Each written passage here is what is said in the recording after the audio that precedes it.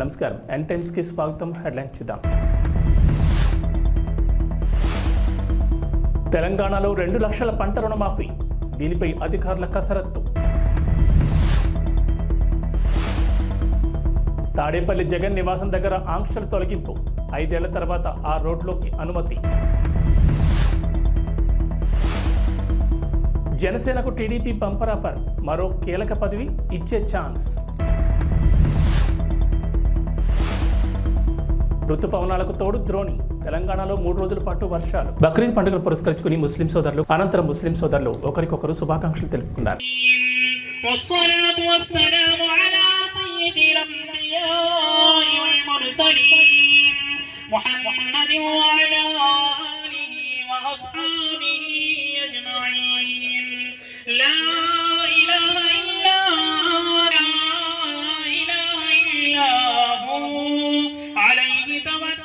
وهو رب العرش العظيم لا مغفرتك والغنيمة من كل بر والسلامة من كل बेशक हम बहुत बड़े गुनहगार आए अल्लाह खता का रे मुन्ना आटा बतुया ये काम करते हैं चैनल में आती है वारामुटी का बेटा आजिल किसका है इसका किले में दे फोटो देख भाई काका मैं हां इरा क्या नूर नाले दाटे पेपर इन कथा उठा 10 गांजे ना फोटो कोटा ना फोटो कोटा मत तुझा फोटो कोटा हां भाई तू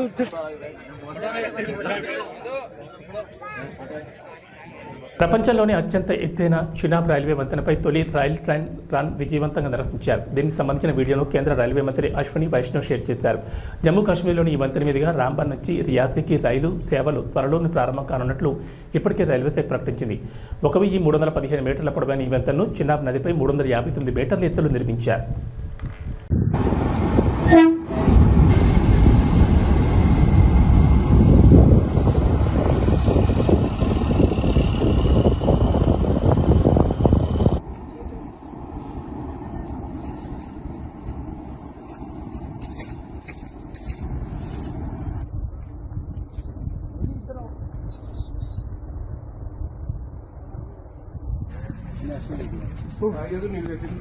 పశ్చిమ బెంగాల్లోని డార్జిలింగ్ న్యూ జల్సాయిగూడలో జరిగిన ఘోర రైలు ప్రమాద దృశ్యాలు భయానకంగా ఉన్నాయి. కాంచనజంగా ఎక్స్ప్రెస్ను గూడ్స్ రైలు ఢీకొట్టడంతో ప్యాసింజర్ బోగి గాల్లోకి ఎగిరింది. సుమారు 15 మీటర్ల ఎత్తులోనే బోగి ఆగి ఉండడం ప్రమాద తీవ్రత తెలుపుతోంది.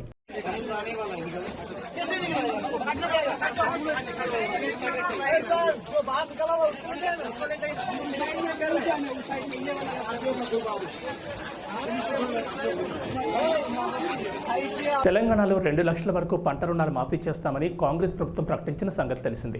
ఆగస్టు 15 లోపు రుణాలు మాఫీ చేస్తామని సీఎం రేవంత్ రెడ్డి హామీ ఇచ్చారు. ఈ మేరకు నిధుల సమీకరణపై ప్రభుత్వం దృష్టి సారించింది. మరోవైపు మాఫీ అమలుకు విధి విధానాలపై కసరత్తు చేస్తోంది. అర్హులైన వారికే రుణమాఫీ వర్తింపజేసేందుకు అధికారులు వివిధ రకాల ప్రతిపాదనలు సిద్ధం చేస్తున్నారు. ఎంపీలు, ఎమ్మెల్యేలు, ఎమ్మెల్సీలు, ఇన్కమ్ ట్యాక్స్ చెల్లించేవారు, ఉద్యోగులను దేని నుంచి మినహాయించాలని నిర్ణయం తీసుకున్నట్లు తెలిసింది. పట్టాదారు పాస్బుక్లు, రేషన్ కార్డులను ప్రామాణికంగా తీసుకోవాలని అధికారులు ప్రభుత్వానికి సూచించినట్లు తెలిసింది. పంట రుణాల మాఫీపై ఈ వారంలో కేబినెట్ భేటీ నిర్వహించాలని ప్రభుత్వం యోచిస్తోంది. అందుకు సంబంధించిన పూర్తి సమాచారం ఇవ్వాలని ఆదేశించడంతో క్షేత్రస్థాయిలో వ్యవసాయ అధికారులు 2 లక్షల వరకు లోన్లు తీసుకున్న వారి జాబితాను బ్యాంకుల నుంచి తెప్పిస్తున్నారు. ఈలోగా రుణమాఫీ ఎవరెవరికి అమలు చేయాలనే దానిపై వ్యవసాయ శాఖ వివిధ ప్రామాణికాల ప్రాతిపదికన అధ్యయనం చేస్తోందని ప్రభుత్వ వర్గాలు వెల్లడించాయి. కేంద్ర హోంశాఖ సహాయ మంత్రి బండి సంజయ్ కుమార్ యాక్షన్లో దిగారు. తొలిసారిగా కేంద్ర మంత్రి హోదాలో మెదక్ అల్లర్ల విషయంలో స్పందించారు. పోలీసు ఉన్నతాధికారులకు ఫోన్ చేసి ఆరా తీశారు. మెదక్లోని తాజా పరిస్థితులను అడిగి తెలుసుకున్నారు. అశాంతిని నెలకొల్పేలా ఎవరు వ్యవహరించినా కఠిన చర్యలు తీసుకోవాలని పోలీసులకు కేంద్ర మంత్రి బండి సంజయ్ సూచించారు. అమాయకులపై ఎట్టి పరిస్థితుల్లోనూ అక్రమ కేసులు పెట్టొద్దని ఆదేశించారు. పోలీసులు నిష్పక్షపాతంగా వ్యవహరించాలని బండి సంజయ్ సూచించారు. శనివారం రాత్రి మెదక్పట్నంలో 2 వర్గాల మధ్య ఘర్షణ తలెత్తిన నేపథ్యంలో ఉద్రిక్త పరిస్థితులు నెలకొన్నాయి. జంతువధ, గోవుల తరలింపు విషయంలో తలెత్తిన ఘర్షణలో 2 వర్గాలు దాడులు చేసుకున్నారు. ఈ ఘటనలో 2 వర్గాల వారికి గాయాలయ్యాయి. దీంతో మెదక్లో తీవ్ర ఉద్రిక్తత చోటు చేసుకుంది. యాదాద్రి భక్తులకు ఆలయ అధికారులు శుభవార్త వినిపించారు.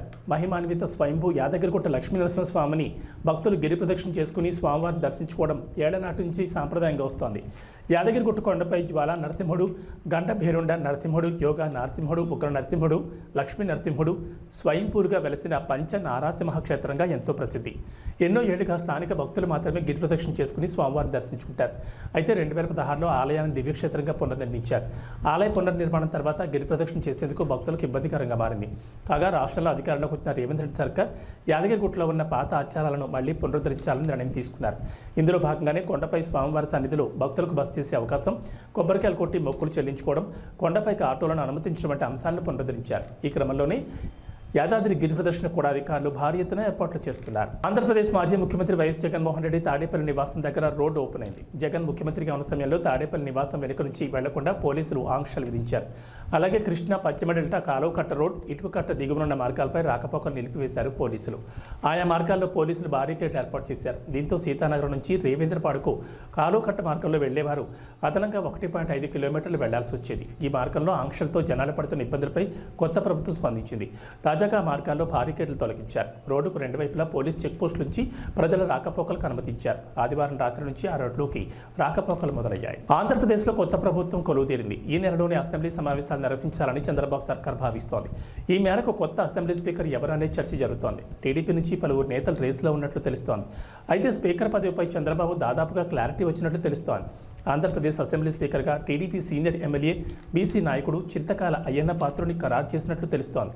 ఈ మేరకు సోషల్ మీడియాలో చర్చ జరుగుతోంది. అంతేకాదు చీఫ్ విప్ పదవిపైన చంద్రబాబు కసరత్తు పూర్తి చేశారని, గుంటూరు జిల్లా పొన్నూరు ఎమ్మెల్యే ధూళిపాల నరేంద్ర కుమార్ పేరు దాదాపుగా ఖరారైనట్లు వార్తలు వినిపిస్తున్నాయి. ఆంధ్రప్రదేశ్లో కూటమి ప్రభుత్వం కొలువుతీరింది. చంద్రబాబు కేబినెట్లో 24 మంత్రి పదవుల్లో జనసేనకు 3 బెర్తలు, బీజేపీకి 1 బెర్తు దక్కింది. ఈ నెల 19 నుంచి అసెంబ్లీ సమావేశాలు నిర్వహించాలని భావిస్తున్నట్లు సమాచారం.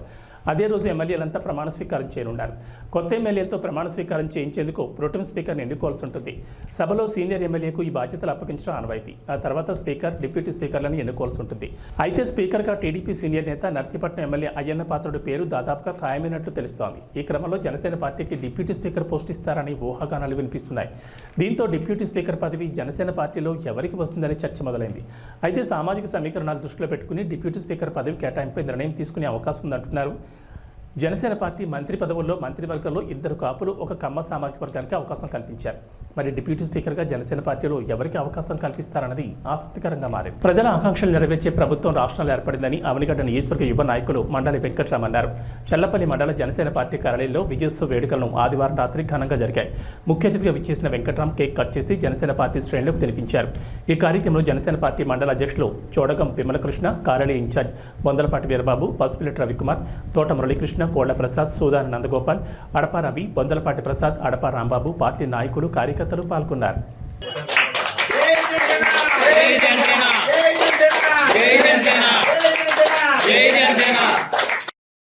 చల్లపల్లి జనసేన పార్టీ కార్యాలయంలో మన కూటమి అభ్యర్థులందరూ విజయం సాధించడం వల్ల ఈరోజు జనసేన పార్టీ ఆధ్వర్యంలో మన చల్లపల్లి మండలంలో జన సైనికులకి, వీర మహిళలకి అందరికీ కూడా ఇక్కడ విజయోత్సవం సభ చేసుకున్నాం. అలాగే ఈ కార్యక్రమానికి రాజాబాబు గారు వచ్చి కేక్ కట్ చేయడం జరిగింది. ఈ కార్యక్రమాన్ని ఇంత విజయవంతంగా చేసినందుకు వచ్చిన పెద్దలకు అందరికీ కూడా ధన్యవాదాలు. ఈరోజు ఇక్కడ ఈ కార్యక్రమం చేసుకోవడంలో ముఖ్య ఉద్దేశం మనం విజయోత్సవ సభ ఎక్కువ మంది మనకు గెలవటం, ఇలా సక్సెస్ అయ్యాం కాబట్టి ఈ విషయాన్ని అందరికీ తెలియపరుస్తున్నాం. ధన్యవాదాలు. జై హింద్, జై జనసేన. రాష్ట్ర సాంఘిక సంక్షేమ శాఖ మంత్రిగా బాధ్యతలు చేపట్టిన తర్వాత ప్రకాశం జిల్లాలోని సొంత నియోజకవర్గం కొండెత్తుకు వచ్చిన మంత్రి డోలా బాలవీరాంజనేయ స్వామికి ఘన స్వాగతం పలికారు తెలుగుదేశం పార్టీ నాయకులు, కార్యకర్తలు. అనంతరం టంగుటూరు మండలం వల్లూరమ్మ తల్లి దేవస్థానంలో ప్రత్యేక పూజలు నిర్వహించారు. ఈ సందర్భంగా మంత్రి మాట్లాడుతూ తమ ముందు అనేక సవాళ్లున్నాయని, రాష్ట్రంలోని అప్పులపై త్వరలోని శ్వేతపత్రం విడుదల చేస్తామన్నారు. రేపు జరగబోయే అసెంబ్లీ సమావేశాల్లో పలు కీలక బిల్లులను ప్రవేశపెట్టనున్నట్లు, వైసీపీ నాయకులు వాలంటీర్లను బలవంతంగా రాజీనామాలు చేయించారని, వారు తమతో ఆవేదన వ్యక్తం చేశారని చెప్పారు. ప్రస్తుతం ఉన్న వాలంటీర్లను కొనసాగిస్తామని, తెలుగుదేశం పార్టీ చెప్పినట్లుగా పెన్షన్ విధానాన్ని 1వ తేదీ నుంచి అమలు చేస్తామన్నారు మంత్రి స్వామి. చెప్తున్నా, చెప్పిన దాని ప్రకారం ల్యాండ్ టైటిల్ యాక్ట్ మీద సంతకం, నిరుద్యోగులకి ఉద్యోగాలు కల్పించే ఫైల్ మీద సంతకం, ఏదైతే చెప్పినట్టు సామాజిక భద్రత పెన్షన్లు మేము 3 నెలల ముందు నుంచి ఇస్తామని చెప్పామో అప్పటి నుంచి రేపు నెలలో 7,000 రూపాయలు పంపిణీ చేసేటువంటి దాని మీద సంతకాలు పెట్టడం జరిగింది. మా ప్రభుత్వం విడతల వారి ప్రభుత్వం కాదు, చేతల ప్రభుత్వం, ప్రజా సంక్షేమాన్ని, అభివృద్ధిని కోరుకునే ప్రభుత్వాన్ని సిద్ధశుద్ధి చూపించాం. శాంతి భద్రతలో అదుపు తప్పుతున్న ఈ రాష్ట్రంలో వచ్చినటువంటి 5 రోజుల్లోనే శాంతి భద్రతలు కంట్రోల్ చేయగలిగామంటే ఇది మా నాయకుడి సత్తా నేను చేస్తా ఉన్నాను. ఈ రోజున చాలా సవాళ్ళు ఉన్నాయి. రాష్ట్రం అప్పుల్లో ఉంది. వీటన్నిటి మీద శ్వేతపత్రాలు త్వరలో విడుదల చేయబోతున్నాం. అంతేకాకుండా రేపు అసెంబ్లీలో పలు కీలక బిల్లులు ఈ రాష్ట్రంలో ప్రవేశపెట్టబడుతున్న విషయాన్ని కూడా మేము తెలియజేస్తున్నాం. మన జిల్లా విషయంకి వస్తే ఎన్నికల ప్రచారం మేము చెప్పినట్టుగా వెలుగొండ ప్రాజెక్టు పూర్తి చేసేదానికి కంకణం పట్టున్నాం. ఏదైతే జల ప్రాజెక్టు నీటి ప్రాజెక్టు నిర్లక్ష్యం గురయ్యాయో వాటన్నిటి పూర్తి చేస్తామని తెలియజేస్తున్నాం. సంగమేశ్వరం కావచ్చు, గుళ్ళకమ్మ కావచ్చు, మిగిలిన పథకాలను కూడా మేము నాంది పూర్తి చేస్తామని తెలియజేసుకుంటూ ఈరోజు జిల్లాలో ఇసుక దోపిడీ వీటన్నిటి కూడా అడ్డుకట్ట వేసే పరిస్థితులు ఉన్నాయని చెప్పేసి మైనింగ్ ఎవరైతే మైనింగ్ చేస్తున్నారో వాళ్ళందరికీ మంచి రోజులు వచ్చాయి. ఈరోజు మైనింగ్ మీద దాడులు, వాళ్ళ మీద ఇబ్బందులు, రాయల్టీ అరాచక జే ట్యాక్సులు వీటన్నిటికీ విముక్తి కలిగింది. జిల్లా ఆదాయాన్ని పెంచే విధంగా ఉన్నాం. అదేవిధంగా ఏదైతే స్కూళ్ళల్లో పాఠశాలల్లో వాళ్ళు చేసినటువంటి విలీనాన్ని మేము తిరిగి రద్దు చేసి ఎస్సీ ఎస్టీ కాలనీలో పాఠశాలలు తెరిపిస్తాం తెలియజేసుకుంటూ మీకు మాట, సింగరాయకొండలోని సోమరాజపల్లి ఎస్టీ కాలనీలో మూత వేసిన పాఠశాలలో నిన్ననే తెరిపించారని చెప్పేసి ఎన్నికల ప్రచారంలో చెప్పారు. మా విద్యాశాఖ మంత్రి మా లోకేష్ బాబు గారు కూడా చొరవ చూపించారని చెప్పి నేను తెలియజేసుకుంటున్నాను. ఇందులో పూర్తి చేయడంలో ఆ సైట్ని పూర్తి చేయడంలో మా సత్య గారి మిగతా దాతలు కూడా చొరవ తీసుకుని మేము తెలియజేస్తున్నాం. విద్యను మేము పేదలకు అందించే వాళ్ళం కానీ వాళ్ళలాగా దూరం చేసే వ్యక్తులం కాదు. ఇంకోటి నాకున్నటువంటి శాఖ సాంఘిక సంక్షేమం, అదేవిధంగా సచివాలయాలు, వృద్ధులు, వికలాంగుల సేవ చేసే అదృష్టాన్ని వారందరికీ మంచిగా చూసేదానికి మాకు ఈ అవకాశాన్ని భగవంతుడు కల్పించాడని చెప్పి నేను తెలియజేసుకుంటూ ఏదైతే మా నాయకుడు నా మీద నమ్మకంగా పెట్టినటువంటి ఈ బాధ్యతల్ని నిర్వర్తిస్తారని అమ్మవారికి భగవంతుని కోరుకుంటూ తప్పనిసరిగా విశాఖ రిషికొండపై వైఎస్ఆర్సీపీ ప్రభుత్వం అడ్డగోలుగా అక్రమ కట్టడాలు కట్టిందని ఎమ్మెల్యే గంటా శ్రీనివాసరావు విమర్శించారు. కూటమి శ్రేణులతో కలిసి నిర్మాణాలను పరిశీలించిన ఆయన ఎన్జీటీ ఆదేశాలను సైతం పక్కన పెట్టారని మండిపడ్డారు. ప్రజాధనంతో జగన్ కట్టిన భవనాలు ఎందుకు ఉపయోగపడతాయో కూడా తెలియడం లేదన్నారు. వైఎస్ఆర్సీపీ నేతల అక్రమాలతో పాటు భూదోపిడీపై విచారణ చేయాల్సిన అవసరం ఉందన్నారు. త్వరలోనే కూటమి ప్రభుత్వం తగు నిర్ణయం తీసుకుంటుందని స్పష్టం చేశారు. విశాఖ రిషికొండపై జగన్ అక్రమ కట్టడాలు నిర్మించారు. గత వైఎస్ఆర్సీపీ ప్రభుత్వం కట్టిన భవనాలు ఎందుకు ఉపయోగపడతాయో తెలియడం లేదు. పచ్చటి రిషికొండపై విధ్వంసం సృష్టించారు. 500 కోట్ల రూపాయల ప్రజాధనాన్ని దుర్వినియోగం చేశారు. వైఎస్ఆర్సీపీ నేతల అక్రమాలతో పాటు భూదోపిడీపై విచారణ చేయాలి. త్వరలోనే సీఎం చంద్రబాబు విశాఖ పర్యటన అనంతరం దీనిపై తగు నిర్ణయం తీసుకుంటుందన్నారు.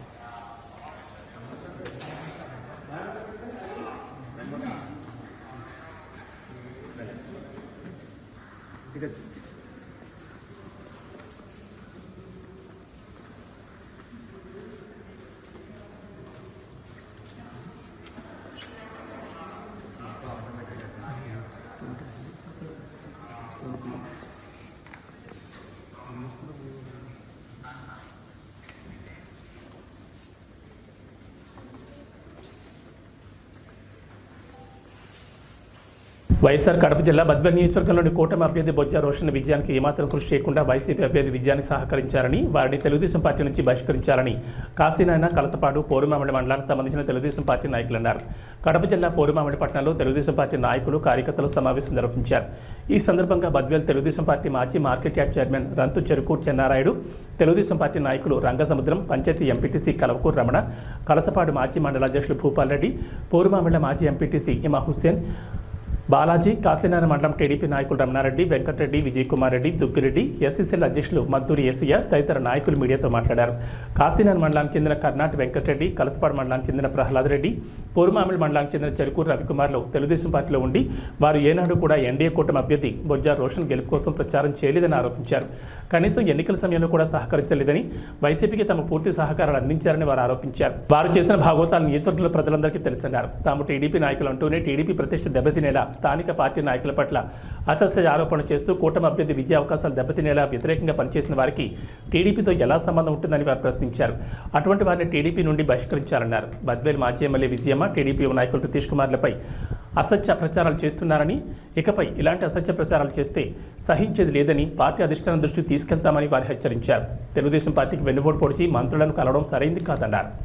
పంచాయతీ 1వ వార్డుకి ఎంపీటీసీగా ఉన్నాను.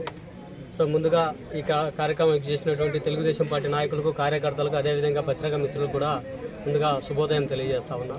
ఈరోజు ఇక్కడ సమావేశం ఏర్పాటు చేయడానికి ముఖ్య ఉద్దేశం ఈరోజు తెలుగుదేశం పార్టీ నాయకులము కార్యకర్తలము అని చెప్పుకుంటూ తెలుగుదేశం పార్టీ ముసుగులో వైఎస్ఆర్ కాంగ్రెస్ పార్టీకి సపోర్ట్ చేసి వైఎస్ఆర్ కాంగ్రెస్ పార్టీ తరఫున డబ్బులు పంచినటువంటి వ్యక్తుల గురించి మీ దృష్టికి తీసుకురావాలి, అదేవిధంగా సమాజం దృష్టికి తీసుకురావాలి, అదేవిధంగా నాయకత్వం దృష్టికి తీసుకోవాలనే ఉద్దేశంతో సమావేశం ఏర్పాటు చేయడం.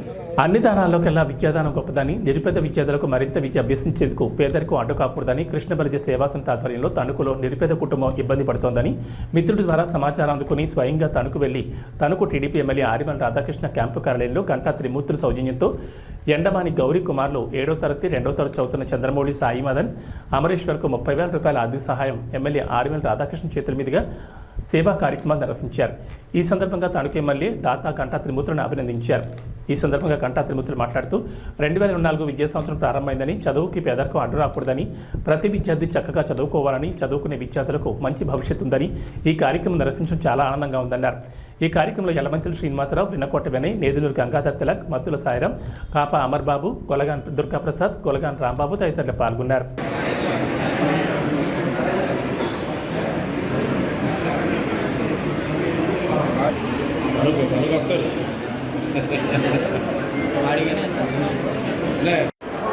నా పేరు Ganta Trimurthulu, state TDP Krishna Balija state డైరెక్టర్ని.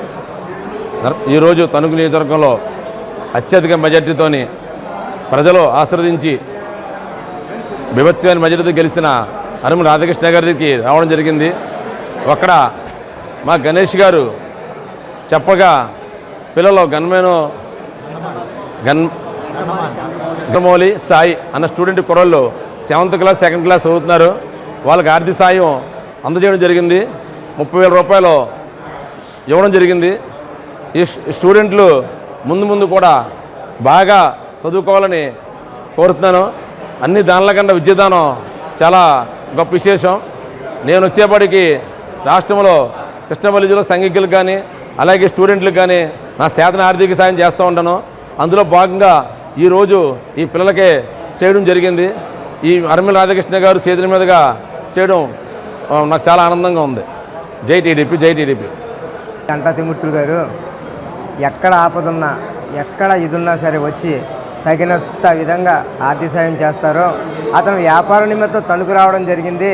తణుకు రాస్తే గణేష్ గారు ఆయన ద్వారా ఇద్దరు పిల్లల స్టూడెంట్స్కి ఆర్థిక సాయం చేయాలి చదువుకుంటా కనడంతో వాళ్ళిద్దరికి కూడా 30,000 రూపాయలు ఆరవిల్లి రాధాకృష్ణ గారు ఎమ్మెల్యే గారి చేతి ఇప్పించడం జరిగింది.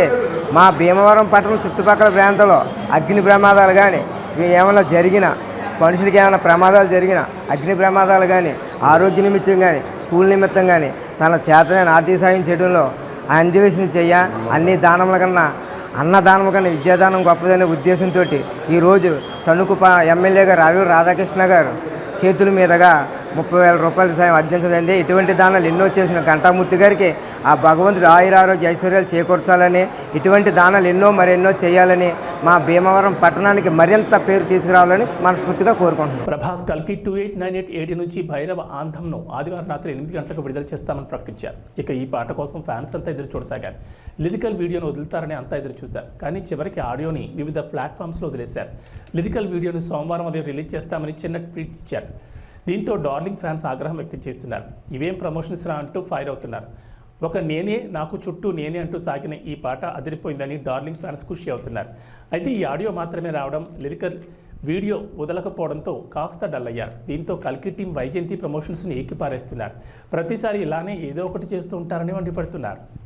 ఇక వాతావరణ విషయానికి వస్తే తెలంగాణకు వాతావరణ శాఖ అధికారులు రెయిన్ అలర్ట్ జారీ చేశారు. నైరుతి రుతుపవనాలతో ద్రోణి ప్రభావంతో నేటి నుంచి 3 రోజుల పాటు వర్షాలు కురుస్తాయన్నారు. రాయలసీమ నుంచి పశ్చిమ మధ్య బంగాళాఖాతం మీదుగా మధ్య బంగాళాఖాతం వరకు ద్రోణి కొనసాగుతుందని అన్నారు. సముద్ర మట్టానికి 3.1 నుంచి 5.8 కిలోమీటర్ల ఎత్తులో ఈ ద్రోణి కేంద్రీకృతమే ఉందని చెప్పారు. ద్రోణి కారణంగా 3 రోజుల పాటు తేలికపాటి నుంచి ఓ మోస్తరు వర్షాలకు ఛాన్స్ ఉందన్నారు. వర్షం కురిసే సమయంలో ఉరుములు మెరుపులకు తోడు గంటకు 30 నుంచి 40 కిలోమీటర్లతో ఈదురుగాలు వస్తాయన్నారు. కొన్ని ప్రాంతాల్లో పిడుగులు పడే అవకాశం ఉందని జాగ్రత్తగా ఉండాలని హెచ్చరించారు. ఇవాళ ములుగు, ఆదిలాబాద్, కొమరంభీం, ఆసిఫాబాద్, నిజామాబాద్, జగిత్యాల, రాజన్న సిరిసిల్ల, ఖమ్మం, నల్గొండ, సూర్యాపేట, వికారాబాద్, సంగారెడ్డి, మంచిర్యాల, నిర్మల్, భద్రాద్రి కొత్తగూడెం, మేడ్చల్, మల్కాజ్గిరి, కామారెడ్డి, మెదక్, మహబూబాబాద్, రంగారెడ్డి జిల్లాల్లో భారీ వర్షాలు కురిసే అవకాశం ఉందని పేర్కొన్నారు. ఈ మేరకు ఎల్లో అలర్ట్ జారీ చేశారు వాతావరణ శాఖ అధికారులు.